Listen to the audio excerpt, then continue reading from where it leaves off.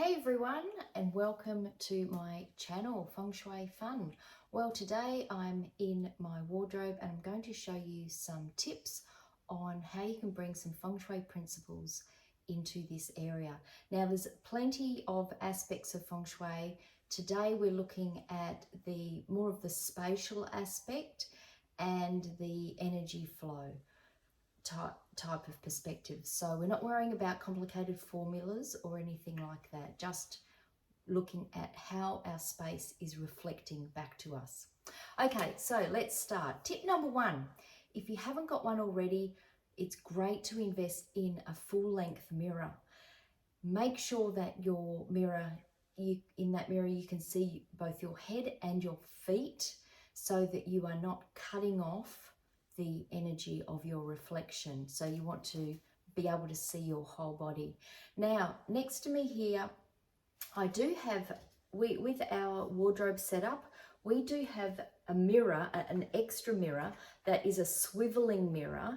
And this actually allows you to see the back of your outfit, and also the hair, your hair at the back. So it's a really good thing to have. So tip number one was have a mirror.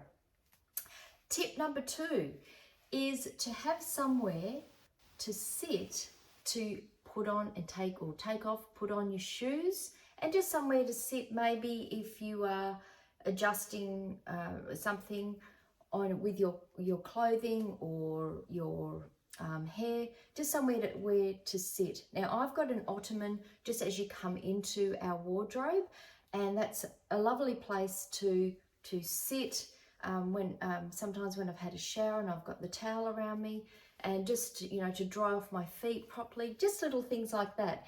It's great to have that. From a feng shui perspective, it's really nice for the qi to come in and just take a little rest before it goes on its journey through the rest of the space. Okay, tip number three. Now, I've seen this mentioned a few times on other organisers' channels, and I take a little bit of a different approach to my hangers. So I'll just show you one of my hangers. I've actually just recently replaced my hangers. I had a odd bod collection of metal, plastic, all sorts of different ones, and I agree with other organisers that if you've got a hanger that is matching across your collection of clothes, it just looks amazing. So I've actually gone for a wooden hanger, not a really slimline hanger, and the reason being is because you can see it's got a little bit of thickness, width there, so it's going to allow your garment to have some space and some air within the garment. If you space these hangers with half an inch to, it depends on obviously your space, but I've got these hangers spaced with at least an inch in between each hanger, and it allows my garments to breathe, and there's also space in between. If there's something that's a little bit wider, you can give it a little bit more room. So that's tip number three. With the number of hangers that I have, just on that, I've got about 20 hangers per metre of hanging space. So I don't have a lot of clothes. I tend to go for a minimal amount of clothes if I can. I still need to do a little bit of editing, but 20 hangers per metre. Okay, tip number four.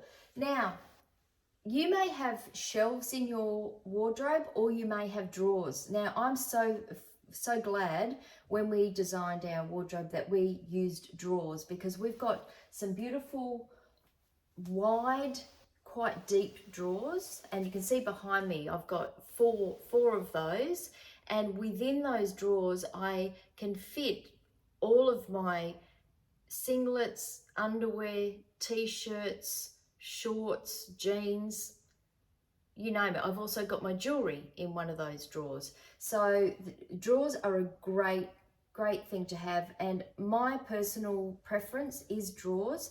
If you've got a wardrobe that is has doors, then maybe shelves might be better for you, but you can also get those drawers to go inside. I just find it's a cleaner look, and I don't really like to look at piles or even clothes that are organised on a shelf. It's not my thing. I prefer everything to be tucked away out of sight, not getting any dust on them.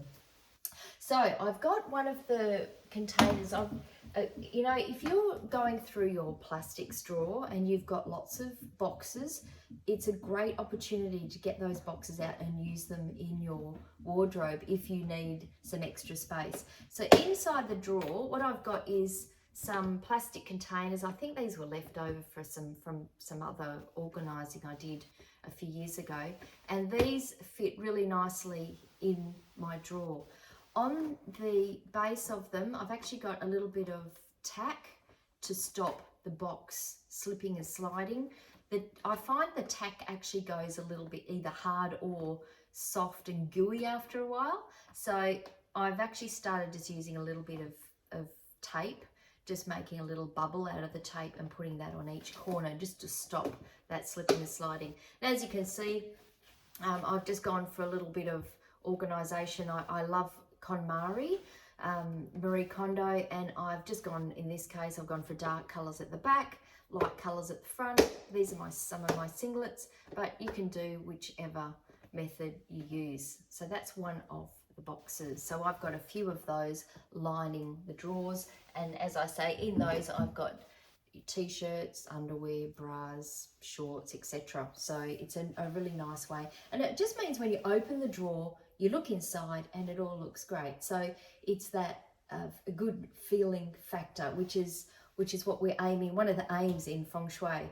I was doing my yoga class this morning, and my yoga teacher talked about movement and the breath and getting a feeling of and embodying a certain word or a certain quality that you want to bring into your life. And for me, feng shui is really that visual confirmation or representation of that quality. And if you read spiritual books, they will talk about, you know, the true self, and the true self, one of the qualities is order and symmetry and calmness and happiness. So if you can bring those qualities into a visual format, then that's for me, that's that aspect of feng shui, embodying that true self in your environment. Okay, so that was tip number 4. So was the drawers and using the boxes in the drawers to give it that wow factor. I'm still working on my jewelry and how I'm sorting out my jewelry, but I'll come back to that and show you in a subsequent video. So make sure you check that out.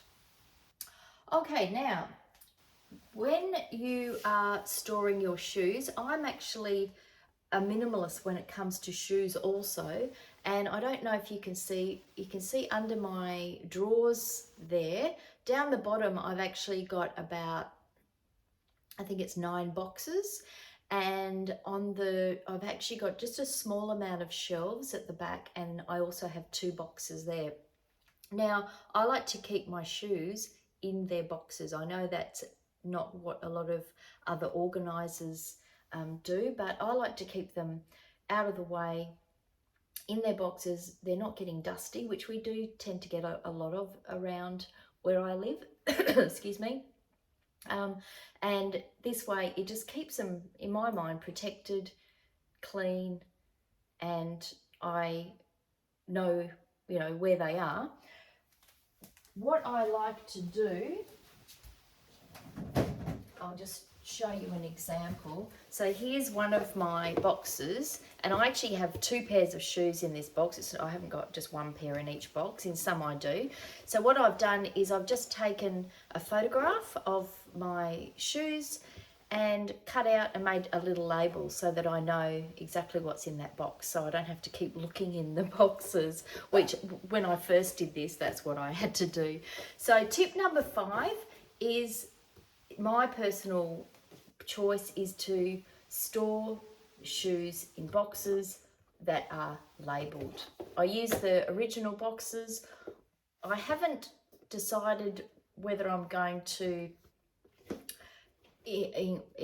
change these to something else. I'm quite happy with it at the moment, and it makes it easy to find my shoes as well, because if they're, you know, got a colour, I know which one to go for. Okay, tip number 6. A couple of techniques that I learnt from Marie Kondo. I'll show you how that is showing up in my wardrobe. The first thing is that, and I like to think this aspect representing growth, which has an upward kind of flow. So in my wardrobe, I start with my dresses and pants and skirts, and then I go up on this side, on the left hand side, to jackets. So I've got that longer to shorter, not strictly, but around and about, because I have done a little bit of colour organisation as well. So I've got some lighter things and then darker things together. But overall, there's an upward flow, which is a positive energy flow. So that's what I've learnt from Marie Kondo, and make sure you check out her books if you haven't done so. She's also got plenty of things on the internet, TV shows, you name it. So the second side of my hanging space, I've got the shorter garments, which of course are my blouses and some t-shirts. And then right at the end, I have my scarves that are hanging and getting their hanging space. So it all flows upwards. Coming back to the box that I had before, just a reminder that I've done the KonMari folding in here, and I do it in my husband's drawers when I can. I do it in my daughter's, and it looks, I love it. It looks amazing. Now, the third little KonMari thing that I love to do is put my bags inside my bag. So I've got one big bag, and then inside of those are my other smaller bags. Works really well.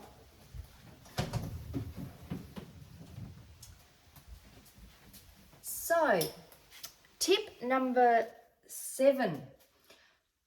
In feng shui, qi is always changing. Qi is the energy, that life force that is present in and around us, and even in our belongings.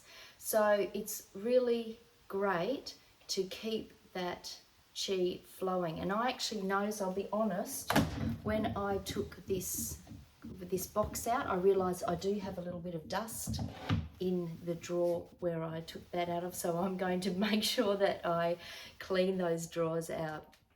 I'll put that on my list to do. And what it does is it invigorates the qi, invigorates that life force. So if something is not flowing, if there's clutter, or if there's something that is dirty, dusty, then it's stagnant. It's what we call stagnant qi. So we're trying to avoid that and keep everything revitalized and rejuvenated, so keeping that space clean. Okay, on tip 7 as well, recycling the qi, it's always a really good idea. You can do this at the change of season, maybe once or twice a year. Go through your garments and see what you are not wearing, what you don't love anymore, and move those on. The way I did it recently is I again used Marie Kondo's method, where you get a black plastic bag, because you can't see what's in there once it's all full. You take out what you definitely are not wearing. We're talking about things that can still be worn again, not rubbish or garbage. So things, so I took out the things that I'm not wearing, or that I have, my body shape has changed a little bit in the last few years. So I'm not fitting into those things that I used to. So I've taken those out. Anything that I just really feel that it's not me anymore, I've put those in there, and even some that I was on the fence about, I've put those in that bag as well. Now, a few days later, I went through, so I was looking for a shirt that I thought, oh, maybe I actually put that in there. As I rummaged through, I realised that yes, these things really, they're not doing it for me anymore. So it was a really good decision to put those ones in that I was a little bit on the fence about. So that's a good thing to do. And also, if you're recycling, there may be things that are that you cannot wear anymore and that no one else can. So you may need to look at another use for those, or sometimes you can take the hardware off, the zippers, the buttons and that sort of thing. So see if there is anything you can do, but otherwise you might need to move that piece on. Okay, tip number 8. Something that, when you have a smaller collection of clothes, you visit those clothes more regularly, and those clothes, it's like if they were your friends, they're getting to come out with you on outings. Now, what you might like to do, especially if you're stuck at home and you don't have many social engagements on, like during COVID, right? We didn't really go out much. You can still choose something, maybe have a night a week where you just dress up, and you wear something smart casual, and you just make a little bit of a night of it. So have a look at those things in your wardrobe and see if you can bring those out and let them come out to play. That's what feng shui fun is about having that fun with your environment and allowing it to play with you. All right, tip number 9.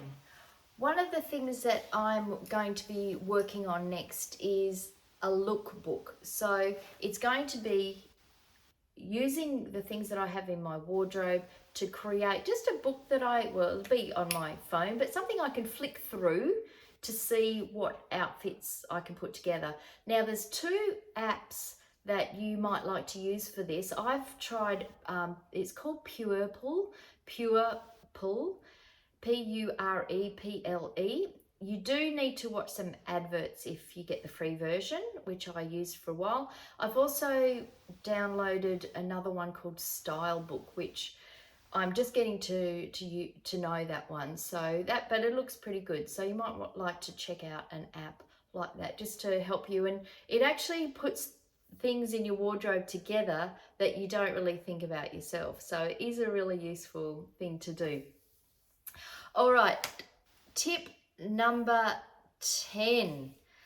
One of the things I have learned about what needs to go into your wardrobe is a wonderful lady called Erin Busby. You can check her out on YouTube, and she reminds us that 80% of your wardrobe should actually be just basic. So we're talking about blacks, whites, neutrals, things that you can use that you can use your other pieces to complement with. So if you've got a wardrobe of lots of one-off pieces that don't really go with anything else, you may be a little bit out of balance with that. And that's something I've noticed with dresses. If you can get a dress that you can dress up or dress down, then you're in business, because you're getting a piece that is very versatile. So it's about creating versatility with your wardrobe. This way you could have fewer pieces. And I learned about this when I went on vacation, holiday. I don't know why I'm saying vacation, I'm in Australia, but anyway, when I went on holiday recently, I was thinking of going with a neutral plus pink theme, and sort of maybe, yeah, some light pinks, some darker pinks. I love pink, by the way. And I had another top that had greens and blues in it. Lovely top, but I realized that the shoes that I bought, I took some sandals with pink in. Of course, they did not go with the top with the green in. So it's really important, especially when you are going on holiday, to take a wardrobe, take that capsule wardrobe that you can have versatility with. It makes such a difference to how you can dress differently each day, but with just a few pieces. So Erin Busby is the lady to go and watch for that. She's actually got a downloadable basics wardrobe as well, which is great to check out. If you're a minimalist, you could even reduce that even more. So see how you go. Okay, I've got one more tip for you before I finish this video. So tip number, I think we're up to 11. I think I combined a couple of my tips earlier, but last bonus tip for you is about not only knowing what your body shape is and whether you are a tall, a petite, what sort of lovely curves you have, as well as knowing that if you know your colors that you like, that match your own natural colors. If you know those two pieces of information, plus if you know a little bit about your own personal style. Now, I've realized my style is classic with a little bit of, I like to say, I don't mean to be egotistical here, but I kind of vibe with a bit of a rock star chick and a classic. So you can combine what you like together. So have a think about your style. So next time you go into a shop, or if you're looking online, and that's actually another tip I was going to mention, is having a look online for the particular items that you need for your wardrobe. So my advice to you at this point is to find out what you need in a versatile wardrobe, marry that with the colors that you like and your neutrals that work for you, knowing your body shape, knowing what the items are that you need to bring into your wardrobe. That is how you go shopping. You can then look online, you can be strategic about what you need and what you're looking for. You can hunt around, you can find either a good bargain or something that has, you've been watching it for a while, it might suddenly come on sale. You can have a look at more discount shops, you can have a look at your department stores, and you can really save a lot of time and create a great wardrobe. And it means that you are having fun when you go into your wardrobe. You've got your wardrobe becomes like a boutique with beautiful quality, fewer items, but good quality items, things that are going to last, things that are timeless, and you just have fun matching those pieces. I hope you've enjoyed today's video. If you like what I've had to say, please give me a like and feel free to subscribe to Feng Shui is Fun. Feng Shui Fun, I should say. Have a great day and have fun with your wardrobe. Let me know in the comments below. Do you have any questions? Have you got any tips for our viewers? See you next time.